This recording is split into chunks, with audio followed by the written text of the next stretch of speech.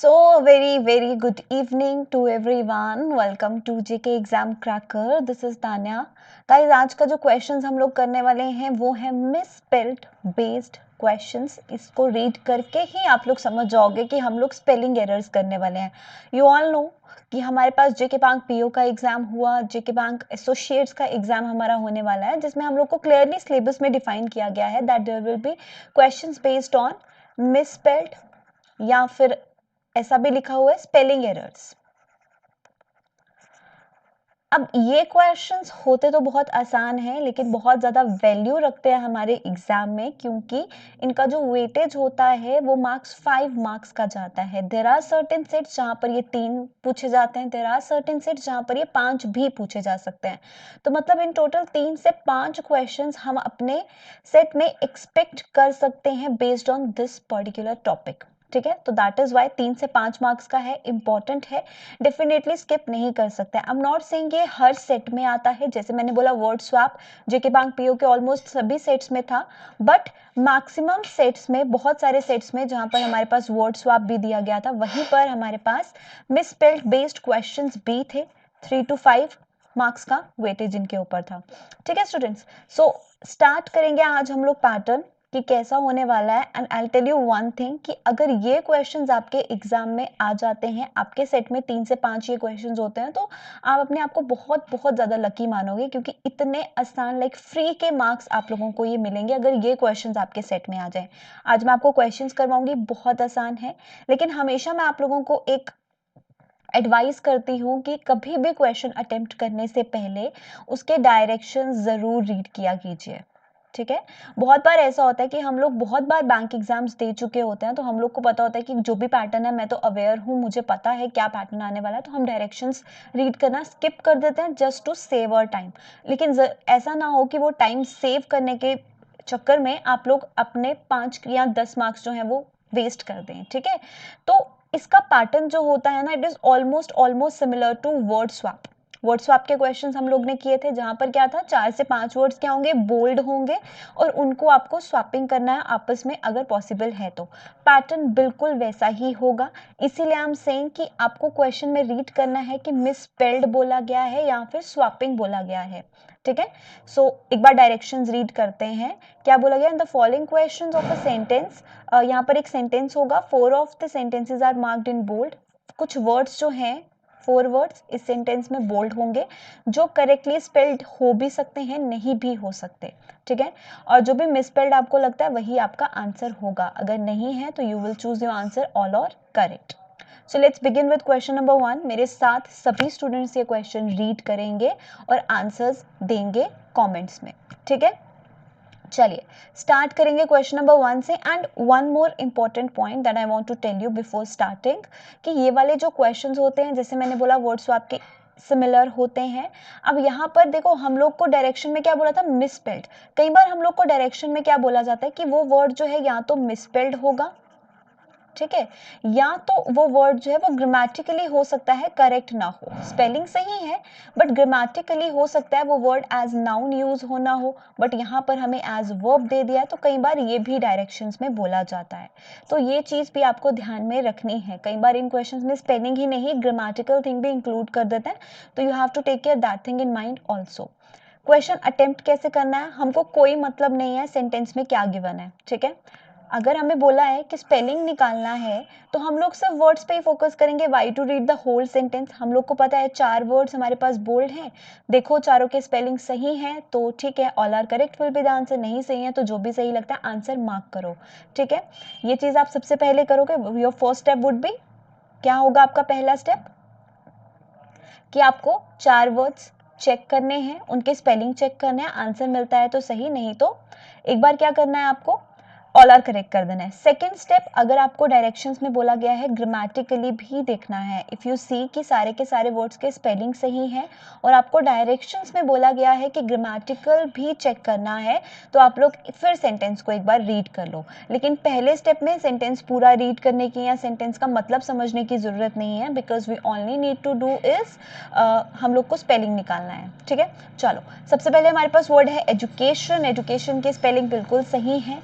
Building spelling सही है, necessary and communities, हमारे पास कम्युनिटीज के स्पेलिंग भी बिल्कुल सही है। अब यहाँ पर एक वर्ड आता है नेसेसरी, क्या ये स्पेलिंग सही है? Definitely wrong. नेसेसरी के स्पेलिंग क्या होते हैं? दिस वन, राइट, यही होते हैं नेसेसरी के स्पेलिंग। और यहाँ पर अगर हम लोग देखें तो हमें ये स्पेलिंग गलत बताए गए हैं, राइट स्टूडेंट्स। तो option C is the answer for this particular question. What is the meaning of the word necessary? Necessary का मतलब होता है कंपल्सरी। कंपल्सरी का मतलब क्या होता है? जो चीज जरूरी है, इंपॉर्टेंट है, ठीक है। Moving on to question number 2, जल्दी से रीड कीजिए मेरे साथ और find out the correct answer for this particular question. क्या है हमारे पास? First word is provisions, second is incomes, redistributing, equitable. पहला वर्ड है प्रोविजंस। प्रोविजंस के स्पेलिंग क्या होते हैं? यही होते हैं प्रोविजंस के स्पेलिंग। तो यहाँ पर अगर हम लोग देखें तो यही फर्स्ट वर्ड ही हमारा गलत है, प्रोविजंस स्पेलिंग गलत है। डेफिनेटली क्या होना चाहिए? Option A will be your correct answer. Alright, other words है हमारे पास इनकम, रिडिस्ट्रीब्यूटिंग, इक्विटेबल, ये वर्ड्स बिल्कुल सही हैं। Option A is the correct answer. Next question पे मूव करेंगे।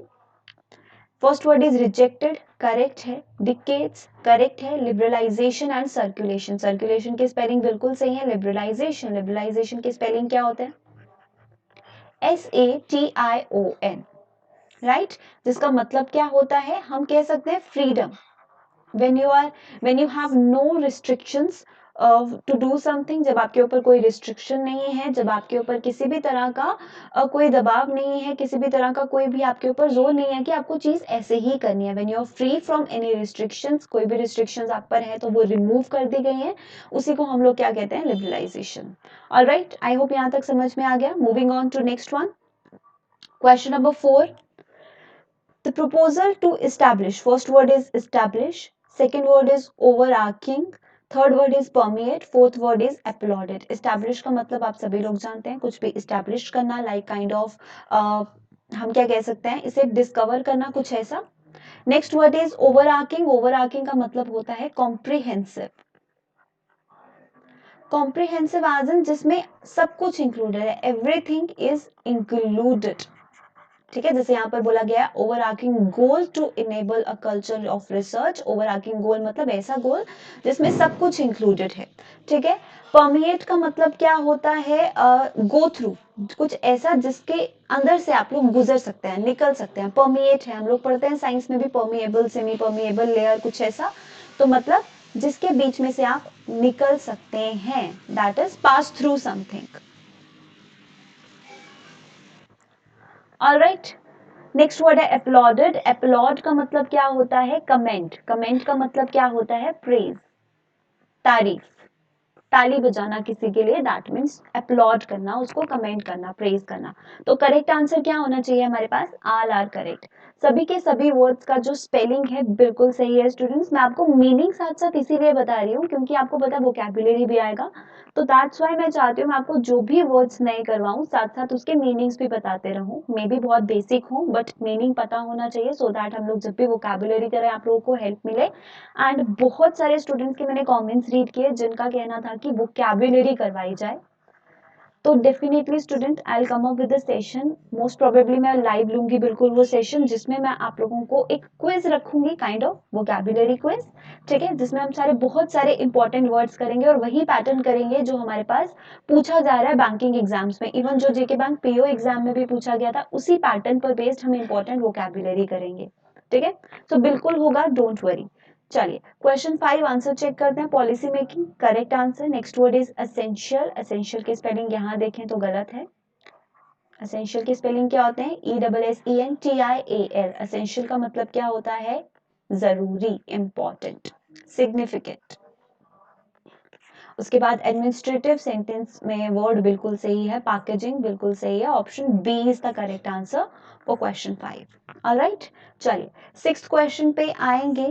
फर्स्ट रीड कीजिए, 4 वर्ड्स हैं हमारे पास, bureau, abuse, exploitation, investigation. First word is bureau. Bureau के क्या स्पेलिंग सही है? नहीं, क्या स्पेलिंग होते हैं ब्यूरो के? This is the correct spelling of this particular word. Bureau के स्पेलिंग होते हैं BUREAU। इसका मतलब क्या होता है? इट मीन्स एन ऑफिस, ठीक है। एनी डेस्क, सर्विस डेस्क, कोई ऑफिस, उसी को हम लोग क्या बोलते हैं, ब्यूरो। जैसे यहाँ बोला गया सेंट्रल ब्यूरो ऑफ इन्वेस्टिगेशन, मतलब central centre office of investigation, ऐसा कुछ बोल सकते हैं हम लोग, जो एक पर्टिकुलर सर्विस प्रोवाइड करता है, उसी को हम लोग बोलते हैं ब्यूरो। ठीक है। अब्यूज का मतलब क्या होता है, गलत बोलना, किसी को गाली देना। एक्सप्लॉइटेशन का मतलब होता है किसी का फायदा उठाना। इन्वेस्टिगेशन का मतलब होता है एग्जामिनेशन, राइट। तो करेक्ट आंसर हमारे पास क्या है, option A for question number 1। Question number 6, चलो अभी 7th 8th क्वेश्चन आपके सामने है, जल्दी से 7th और 8th क्वेश्चन में बताइए। If there is any error in words given here. सबसे पहला वर्ड है कॉम्पिटिटर्स। कॉम्पिटिटर्स कौन होते हैं, जो आपके अपोजिटर्स होते हैं। जैसे अभी एग्जाम की तैयारी कर रहे हो, जो भी लोग आपके साथ एग्जाम देने वाले हैं, कंपटीशन में compete करने वाले हैं, वो आपके कॉम्पिटिटर्स हैं। नेक्स्ट वर्ड कंप्लीटेड, स्पेलिंग बिल्कुल सही है। नेक्स्ट वर्ड रेस, स्पेलिंग बिल्कुल सही है। नेक्स्ट वर्ड इज एक्सेप्शन, यहाँ पर एक्सेप्शन की स्पेलिंग गलत है। This is the correct spelling, यहाँ पर एस नहीं, यहाँ टी होना चाहिए। एक्सेप्शन का मतलब क्या होता है, अलग, ऑड। जैसे नंबर ऑफ थिंग्स आपको दिए हैं, एक चीज उसमें से अलग है तो वो एक्सेप्शन है, अलग, सबसे अलग है ना, उसी को हम लोग एक्सेप्शन बोलते हैं। तो this is the correct one. तो क्या आंसर होना चाहिए यहाँ पर, अगर हम लोग देखें तो जैसे यहाँ पर आप देख रहे हो नंबरिंग दिया है 1 2 3 4, तो हो सकता है आपको ऑप्शंस में या तो वर्ड्स दिए हो जैसे यहाँ पर था, या फिर आपको ऑप्शंस में वर्ड दिए हो, नंबर्स दिए हो, जो भी वर्ड्स के साथ है। 3 4 and 5th is all are correct, तो what should be a correct answer, 4th, right. चलिए क्वेश्चन 8 रीड करते हैं। First one is posture, second one is lead, fourth one is muscular, fifth one is problems. Posture की spelling बिल्कुल सही है। Poor posture मतलब गलत पोस्चर, जैसे हमारी बॉडी का पोस्चर होता है। कैन लीड, लीड की स्पेलिंग बिल्कुल सही है। टू मस्कुलर प्रॉब्लम्स, अगर आपकी बॉडी का पोस्चर गलत है तो वो आपको मस्कुलर प्रॉब्लम्स जो है वो कॉज कर सकता है। तो all words are correct. What should be the correct answer, option 5 is the correct answer. I hope आपको समझ में आ रहा होगा। जैसे कि मैंने कहा ये क्वेश्चंस बहुत बहुत बहुत इजी होते हैं। You all are very lucky अगर ये क्वेश्चंस 5 या 3 नंबर के आपके एग्जाम में आ जाते हैं। ठीक है, चलो नेक्स्ट देखते हैं। Pump shut off result mechanical, the pump shut off as a result of mechanical failure. Mechanical failure में अगर हम लोग देखें क्लियरली तो हमें दिख रहा है मैकेनिकल के तो CAL होते हैं, और यहाँ पर क्या स्पेलिंग दी है हमें, KAL, तो definitely fourth one will be our answer. एक और यहाँ पर हमें फ्रेजल वर्ब दिया है student, shut off. Prepositions, phrasal verbs बहुत ज्यादा हेल्प करते हैं आपकी हमेशा, किस लिए, क्लोज टेस्ट में हम लोग को पूछे जाते हैं, फिल इन द ब्लैंक्स की फॉर्म में पूछे जाते हैं, बहुत बार एरर डिटेक्शन में भी पूछ लिए जाते हैं। तो prepositions and phrasal verbs are very very important. तो शट ऑफ आप लोगों को मैंने बेसिक्स में भी बताया था, जब भी किसी वर्ब के साथ OFF ऑफ लगा होता है, ये क्या बताता है, सेपरेशन या फिर डिसकॉन्टिन्यूटी, किसी चीज का खत्म होना या अलग होना। तो शट ऑफ का मतलब क्या होता है, डिसकंटिन्यू, बंद होना। जैसे बोला गया the pump shut off as a result of mechanical error, जो पंप तो था वो बंद हो गया किसकी वजह से, कोई मैकेनिकल फेलियर की वजह से। ठीक है, सो आंसर हमारे पास क्या है 9th का, फोर्थ वन। चलिए 10th वन देख लेते हैं, last one. The principal pompous speech portals of learning. Principal की स्पेलिंग बिल्कुल सही है। वैसे तो दो तरह से हम लिखते हैं प्रिंसिपल, PLE भी होता है, PAL भी होता है। यहाँ पर क्या बोला गया, gave a pompous speech, speech की बात हो रही है तो डेफिनेटली PAL, जैसे हमारे स्कूल के प्रिंसिपल होते हैं, डीन होते हैं, उन्हें हम लोग प्रिंसिपल कहते हैं, तो PAL सही है। उसके बाद आता है word pompous. Pompous word is definitely correct. Pompous का मतलब क्या होता है, प्राउड। ठीक है, एरोगेंट भी बोल सकते हैं, डोमिनेटिंग भी बोल सकते हैं, जो पर्सन बहुत अहंकारी होता है, ठीक है, उसे हम लोग पॉम्पस बोलते हैं बेसिकली। अहंकारी, प्राउडी, एरोगेंट, हॉटी, HAUGHTY, एक और वर्ड हम लोग को यहाँ से मिलता है। हॉटी का मतलब क्या होता है, एरोगेंट, राइट। तो principal gave a very pompous, pompous मतलब डोमिनेटिंग हम लोग बोल सकते हैं। स्पीच, स्पीच देना, जो स्पीच बोली जाती है उसके स्पेलिंग क्या होते हैं, EECH। So obviously option 3 is the answer for this particular question about the portals of learning। बाकी तो बिल्कुल सही है। 3 is the answer for question number 10। I guess आपके सभी आंसर सही आ रहे होंगे। अभी this is the last question for you guys. पहले के सभी मैंने आंसर्स बताए आप लोगों को, ये आंसर आप लोग मुझे बताओगे कमेंट सेक्शन में। एंड डेफिनेटली गाइस मुझे पता है आप लोगों को डाउट आ रहे हैं फ्रॉम द सेशन 1, जो भी आंसर्स थे बहुत सारे स्टूडेंट्स को ताकि क्लियर नहीं हो रहे हैं। तो जो नेक्स्ट सेशन होगा ना आपका, उसमें जो भी 5 to 6 क्वेश्चन मैंने प्रीवियस जितने भी सीरीज में आपको पूछे हैं at the end of the session, उसके आंसर्स मैं आप लोगों को क्लियर करवाऊंगी और जो भी डाउट्स होंगे रिलेटेड वो भी क्लियर करवाऊंगी, ठीक है।